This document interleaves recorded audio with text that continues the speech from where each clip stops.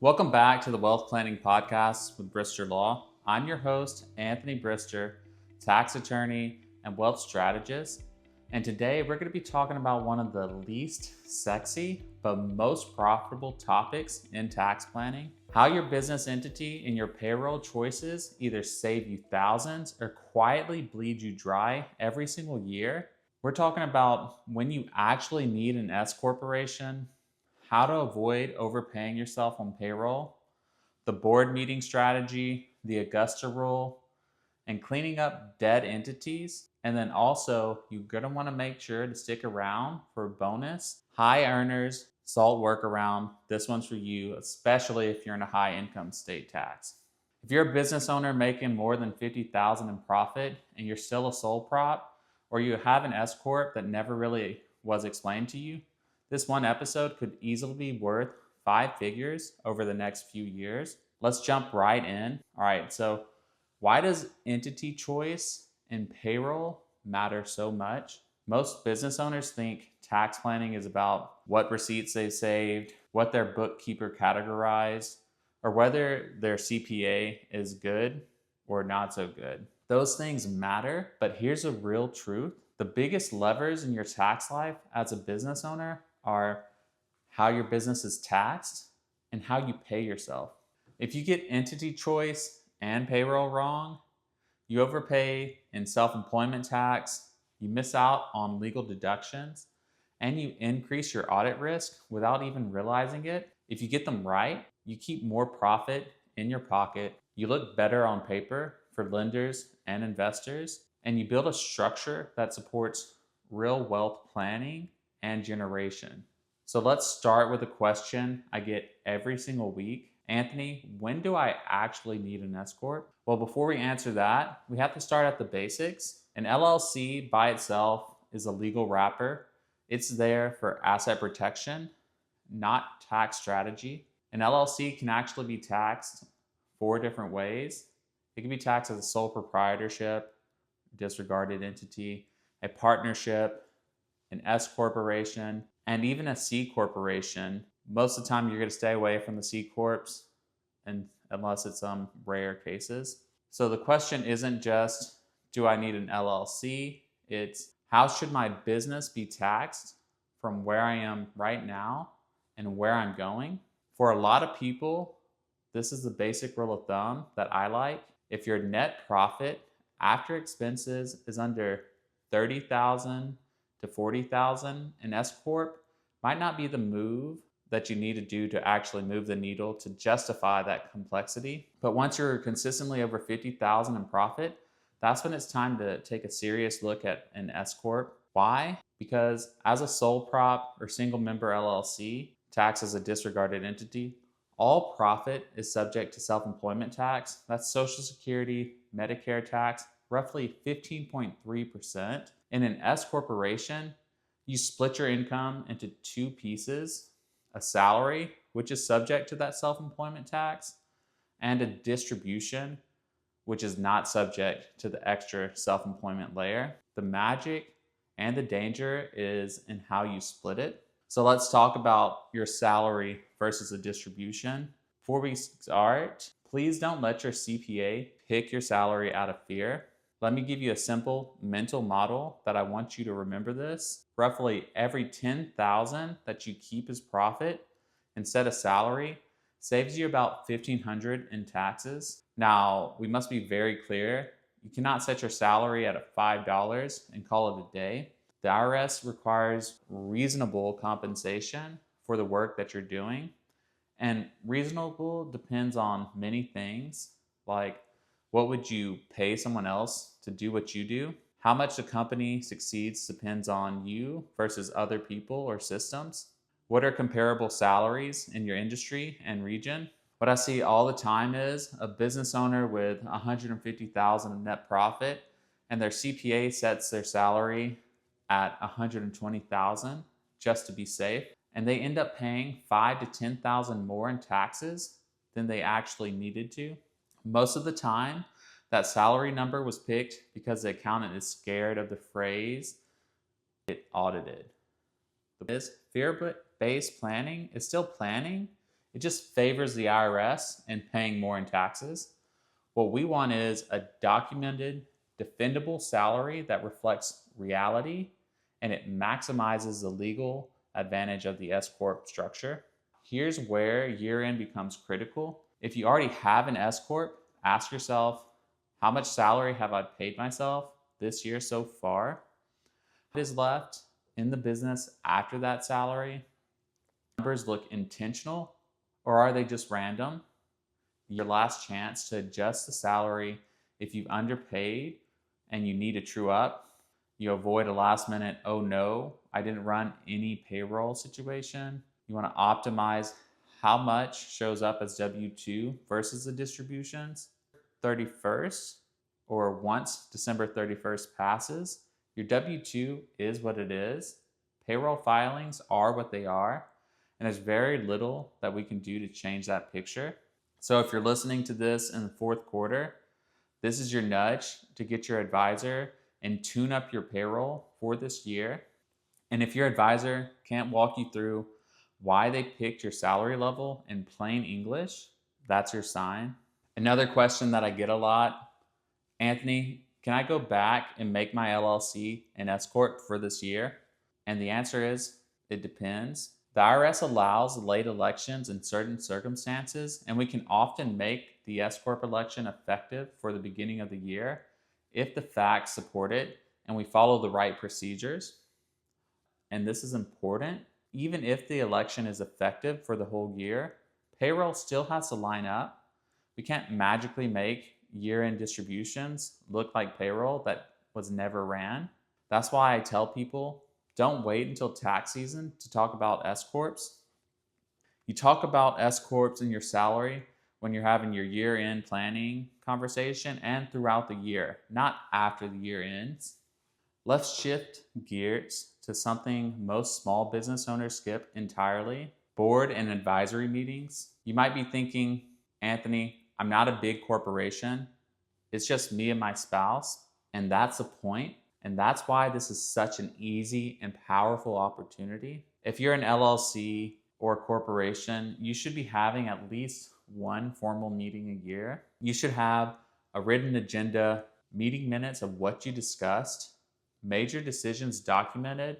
Think salary decisions, major purchases, tax elections, any strategic plans, and future plans. Well, first off, for asset protection, to show that this is a real business and not just a hobby piggy bank. And then secondly, for tax planning, because meetings create opportunities for deductible travel, meals, and strategically using your home, which brings us to one of my favorites. There's a section in the tax code that says if you rent out your personal residence for 14 days or less per year, you do not have to pay taxes on that rental income on your personal tax return. At the same time, your business can deduct ordinary and necessary expenses, including the rent paid for legitimate business use. You put these together, and here's the play. Your business rents your home for a board or strategy meeting, content days, planning sessions, you name it. It pays a fair market rent for the space and the time used. The business takes a deduction for that rent, and then you personally receive that income tax-free within that 14-day limit. This is often called the Augusta Rule. It's named after a golf tournament where homeowners lobbied and would rent out their houses to spectators and players during that tournament. But here's the key. The meetings must be real, the rent must be reasonable, and we must have documentation, the date, the purpose, attendees, meeting minutes, and we cannot overdo it. Charge a fair market rent.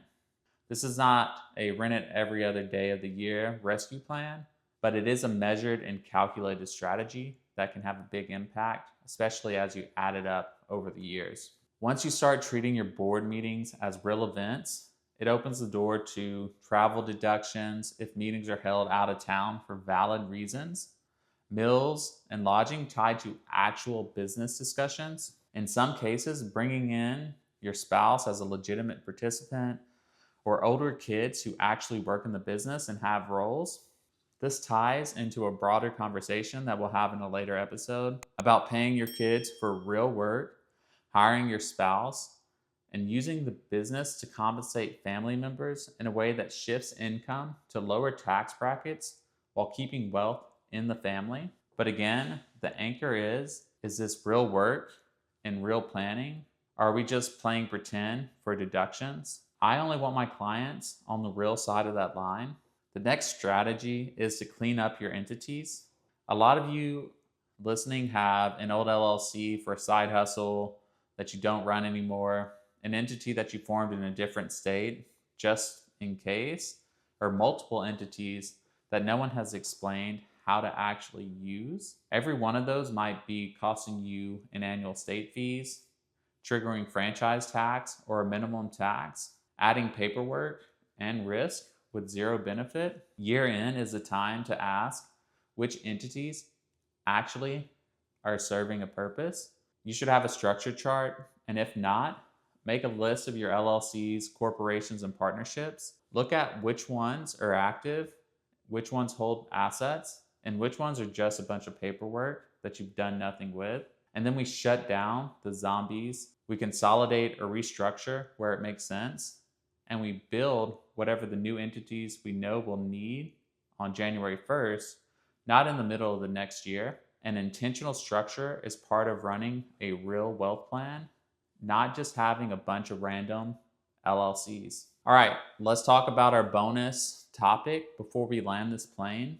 And it's a big one that can save a lot of people a lot of money. And it's the SALT workaround. If you live in a state with income tax and you're in a high income earner, you probably run into the cap on state and local tax deduction on your personal return. The SALT workaround is a strategy available in many states, and it allows your S corporation or sometimes partnership to elect to pay certain state taxes at that entity level. The then gets a full deduction for that on its federal tax return, and you as the owner often receive a credit or adjustment on your personal state return. So in plain English, we move the deduction from where your personal return has it limited to your business return, where it can sometimes be fully deductible. Now, is this for everyone? No, but it is mostly for people in states that have enacted a SALT workaround that have a higher income, where we've run the numbers and it actually helps. But it is worth asking your advisor, given my state and income level, should we be using an entity level SALT election? And if you get a blank stare, that tells you something. So let's recap everything that we've just covered.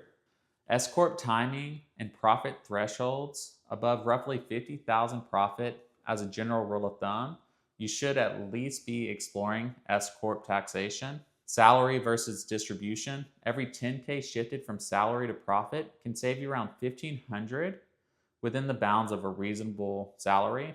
Year-end payroll tuning. You want your salary and distributions to look intentional by December 31st. Board and advisory meetings. Treat your business like a business. Documentation is key. Build asset protection and tax benefits. The Augusta rule legitimately allows you to rent your home to your company for short-term use, capturing a unique deduction. You want to kill off any zombie entities and design a structure that matches your actual life. And the SALT workaround for high earners in the right states, moving state tax deductions to the entity level. Even if 2 or 3 of these strategies apply to you and you're not using them today, your tax bill is almost certainly higher than it needs to be. And if you're at the point where you're thinking, I don't just want the information, I want someone to actually help me execute this, go to bristertaxlaw.com and schedule a discovery call. Ask for our team and get a tax strategy session planned.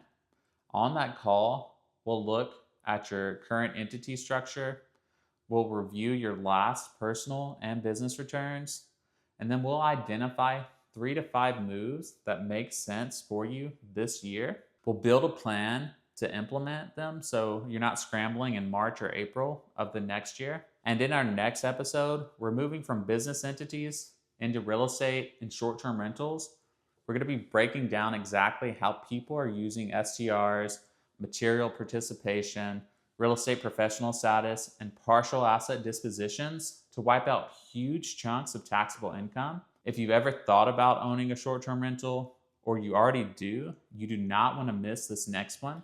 Thanks for watching. If you found this helpful, go ahead and give it a thumbs up, drop a comment below, and if you have any questions or thoughts, I always try to respond. And if you haven't already, hit that subscribe button, ring that bell so you don't miss out on the next video. And if you want to go deeper or grab the resources that I mentioned, check the description below. I've got all the links, tools, and next steps for you there. And if you're ready to talk about your specific situation, you can also schedule a free discovery call using the link in the description. Just pick a time that works for you best. And if you know someone who could benefit from this, feel free to share it with them. It really helps spread the word. Thanks again, and I'll see you in the next one.